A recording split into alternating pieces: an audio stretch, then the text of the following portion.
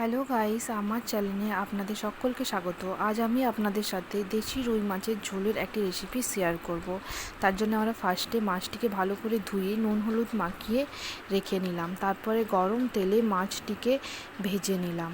মাছের জন্য আমাদের মশলা লাগবে রসুন, সর্ষে এবং পেঁয়াজ, আর লাগছে টমেটো, কাঁচা লঙ্কা। গরম তেলে কাঁচা লঙ্কা, টমেটো এবং পাঁচফোড়ন দিয়ে তারপর সেটিতে মশলাটা অ্যাড করে নেব। তারপর আমরা এক এক করে লবণ, হলুদ গুঁড়ো, জিরে গুঁড়ো, ধনা গুঁড়ো দিয়ে ভালো করে মশলাটিকে ভাজিয়ে কষিয়ে নেব।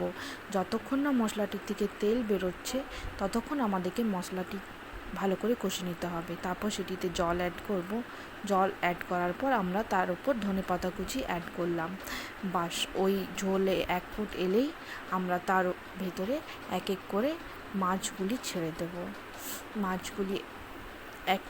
মাছগুলি ছাড়ার পর কিছুক্ষণ ওয়েট করব। তারপর আমাদের রেডি হয়ে যাবে দেশি রুই মাছের ঝোল। আপনারা বাড়িতে প্লিজ একবার ট্রাই করবেন এবং কেমন হয়েছে আমাকে নিশ্চয়ই জানাবেন। Thank you.